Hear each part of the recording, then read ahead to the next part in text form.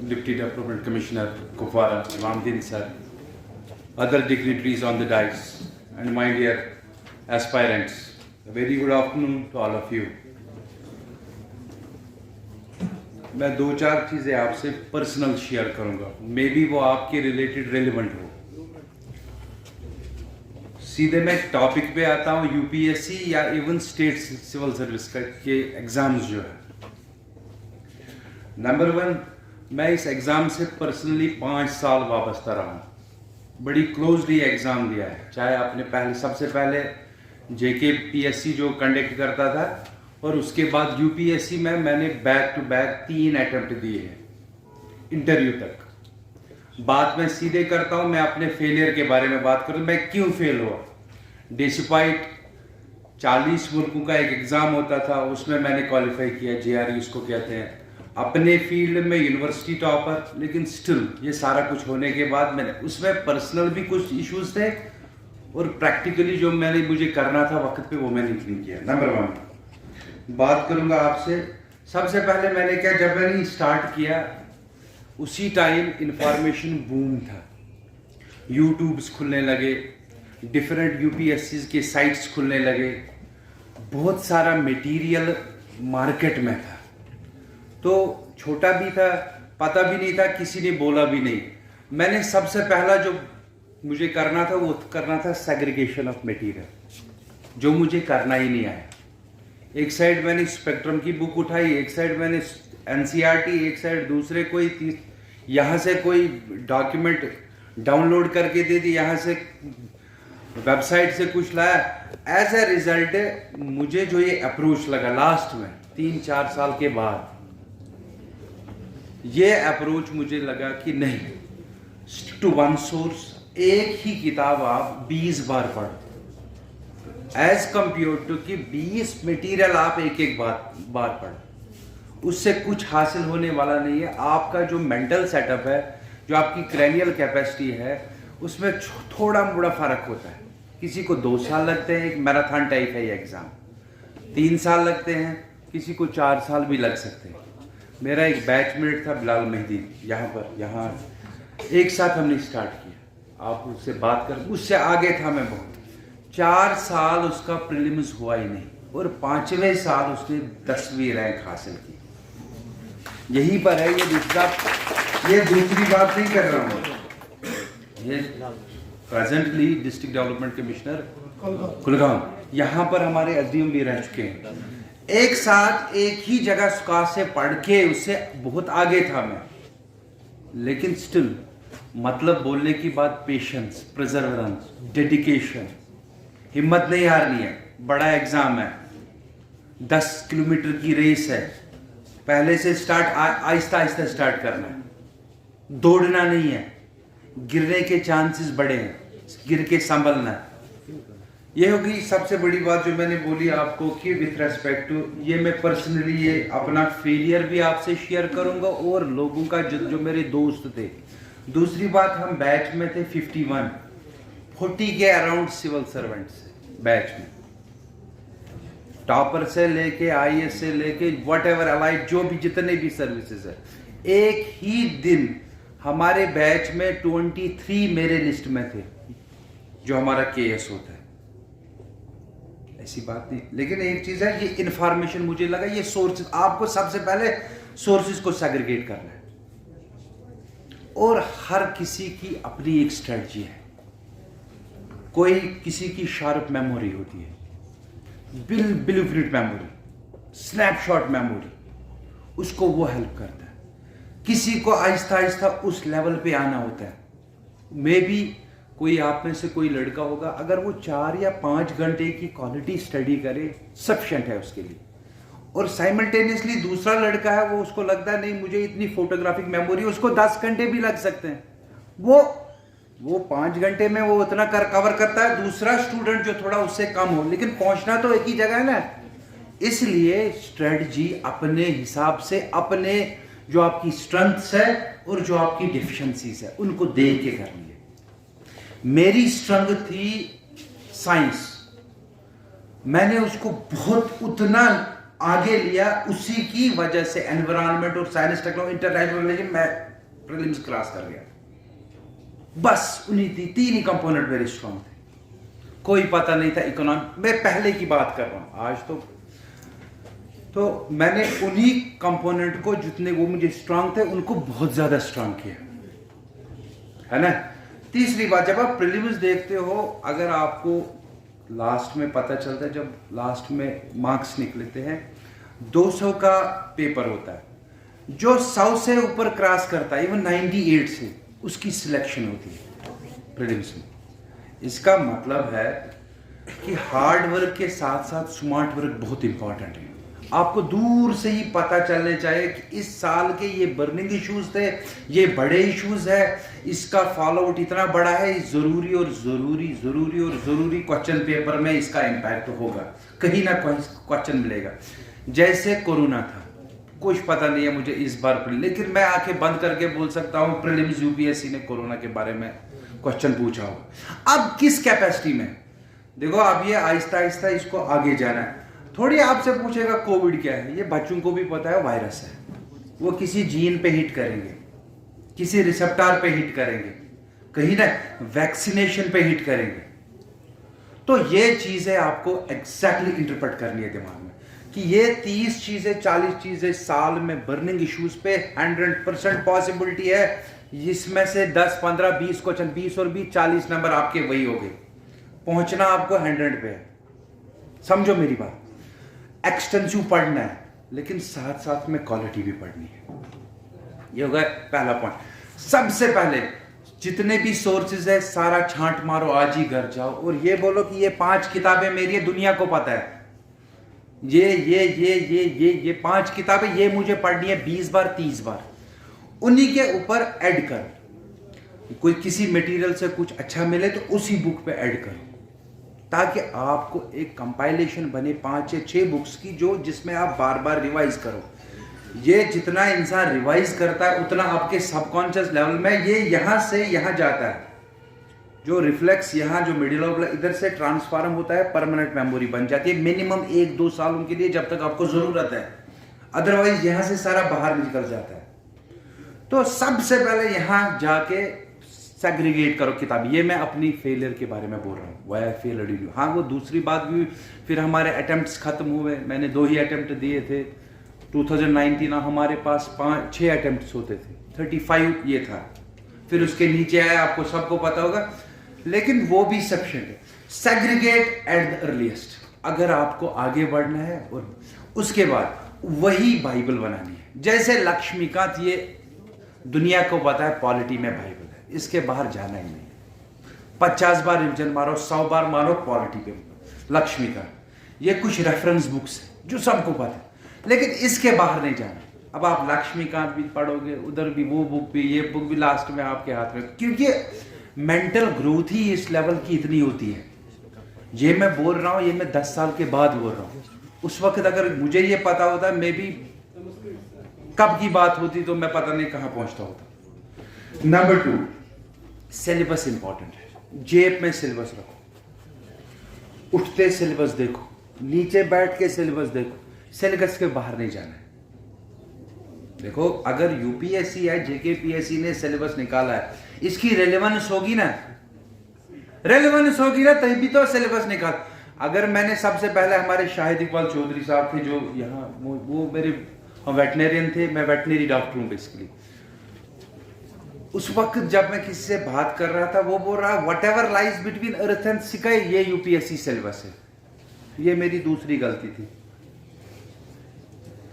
इन्होंने सिलेबस दिया है, सिलेबस को याद करो, रट्टा मारो। कोई लैंड अर्थ ये पॉसिबल ही नहीं है, ह्यूमन नेचर कैसे रखेगा इतना याद इंसान। सिलेबस बिल्कुल फ्रेम होके वो जेब में रखो, सुबह शाम देखो सिलेबस में क्या है, इथिक्स में क्या है, इंटीग्रिटी में, पॉलिटी में क्या है, करंट अफेयर।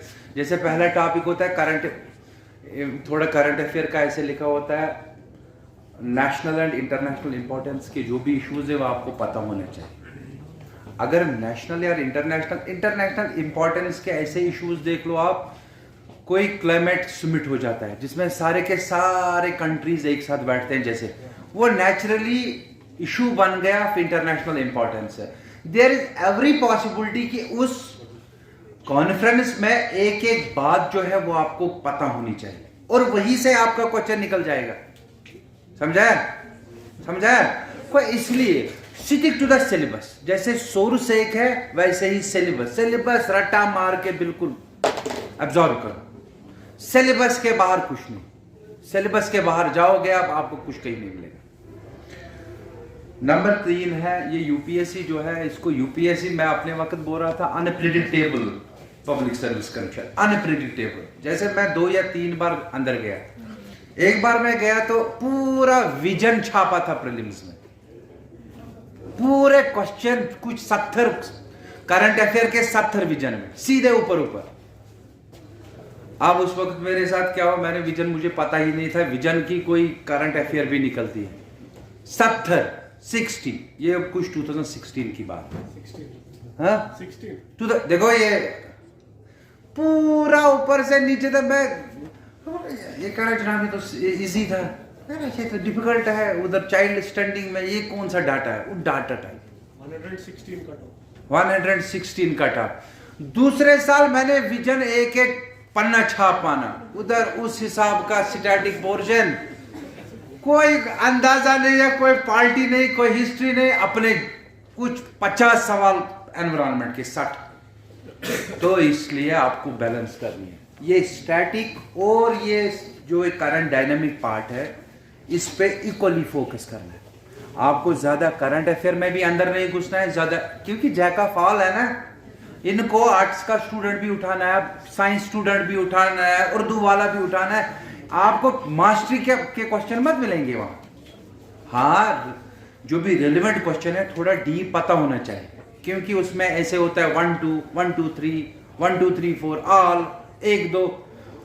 उसमें एक मेथड है, ये आपसे जो भी हमारे ये क्वालिफाई किया है हमारे, इनको ज्यादा पता हो, इसमें एलिमिनेशन मेथड भी है एक। अगर आपको एक पॉइंट भी सॉलिड पता है ना, आपका क्वेश्चन नीचे आंसर निकल आता है। एलिमिनेशन मेथड एक ही 100% आपको पता है ये सच है या गलत है, एलिमिनेशन मेथड से आपका क्वेश्चन निकल जाता है। क्योंकि यूपीएससी वो जो बोर्ड है उनको सब चलाना, ये मत है कि मेरा एग्जाम है मेरे अपने सब्जेक्ट का, साइंस का या किसी को आर्ट्स का।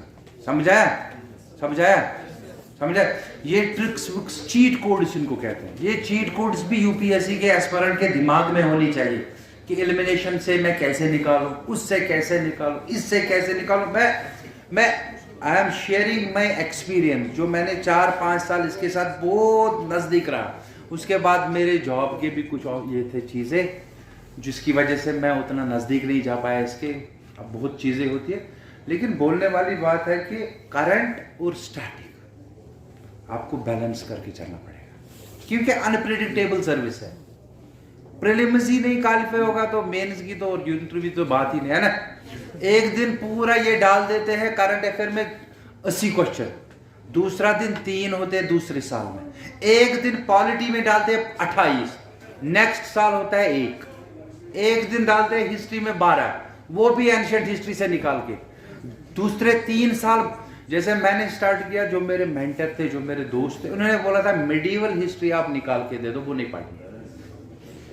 किसकी उस फिनोमिनन को बोलते हैं कास्ट बेनिफिट रेशियो। हमें 3 महीने यहां पढ़ने के पढ़ते हैं, लास्ट है एक आधा क्वेश्चन उससे मिलता है उस किताब से, वो भी गलत होता है। वो कास्ट बेनिफिट रेशियो जो है ना बहुत कम है ना। नहीं ये चीजें मैं आपको बहुत अंदर की बोल रहा हूं, ये एक जिसके पास वास्ट एक्सपीरियंस होगा इससे अच्छा है कि 15-20 दिन अच्छे से मॉडर्न हिस्ट्री पढ़ो। 100% चांसेस है 5-6 क्वेश्चन मिलेंगे और 6 में से 5 ठीक हो जाएंगे। समझो मेरी बात, समझो मेरी बात। जैसे कल्चर का एक कंपोनेंट है, कल्चर जब में आप घुसोगे, कितना भी आप पढ़ोगे 10-20% से ज्यादा क्वेश्चन आपको आएंगे नहीं, बहुत डिफिकल्ट है बहुत। अब उसमें क्या है, उसमें 2-3 चीजें, जैसे केव्स, अजंता एलोरा केव्स, जैसे वो आर्किटेक्चर है, हाँ उससे आगे आके 2-4 पेंटिंग्स, समझना मेरी बात है ना।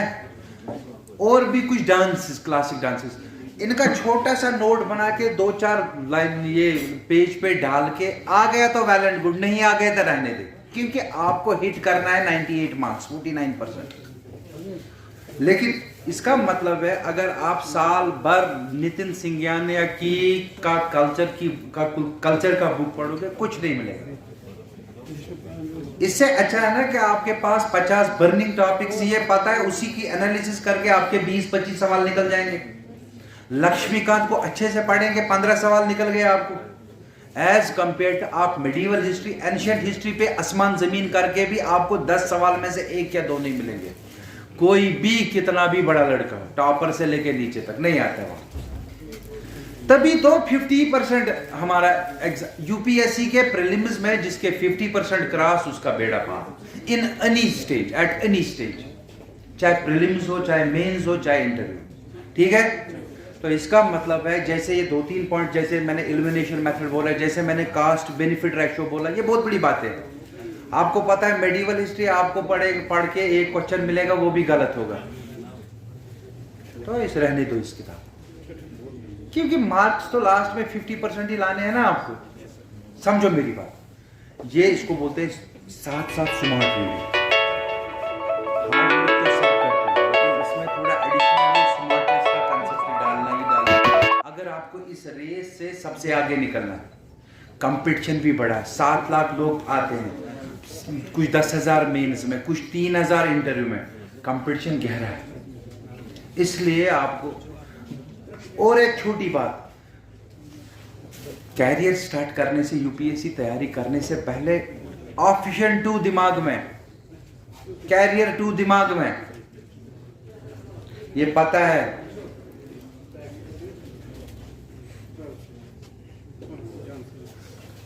कैरियर 2 दिमाग में, ठीक है, कैरियर 2 दिमाग पहले से कि ये यूपीएससी या केएस करना है, लेकिन साथ में जिसमें आप जिस कैरियर में है ना वो भी है, क्योंकि बहुत बड़ा ये मैराथन है।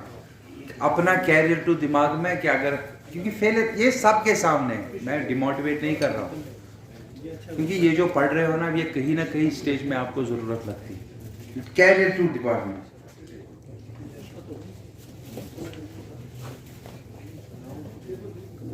इसके अलावा मुझे लगता है ये सारे मैं शॉर्टकट करता हूँ, टाइम ही इतना दिया था मुझे, तो सॉरी फॉर दैट।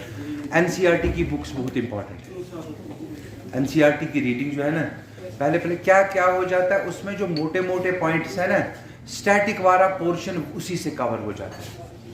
स्टैटिक वाला पोर्शन जो एनसीईआरटी की, जैसे साइन, ये करंट अफेयर की वो छोटी 6, 6, 7, 8 स्टैंडर्ड की बुक्स है ना, 9th तक 10th तक, वो करंट अफेयर, ये एनसीईआरटी की बुक्स वो आप हाथ में रखना, उनको जाने नहीं देना। उसमें से जो इसमें, जैसे मैंने एक दिन दिया था, पूरा छांट मारा था मैंने एनवायरनमेंट, वो अच्छी बुक आती है उसमें। लास्ट में मैंने करंट ये एनसीईआरटी बुक्स पे कुछ 20 पेजेस देखे थे, उसकी उन 20 पेजों में 4 से 5 क्वेश्चन बिल्कुल उसी रंग से आए, क्योंकि एनसीईआरटी की बुक्स जो है उन पे, चाहे यूपीएससी हो या चाहे जेकेपीएससी हो, इस पे बड़ा ध्यान होता है। एनसीईआरटी की बुक्स ठीक है, कभी मिलेंगे इंशाल्लाह, मैं आपको सारे एक्सपीरियंस आपसे शेयर करूँ। आज इतना टाइम, थैंक यू।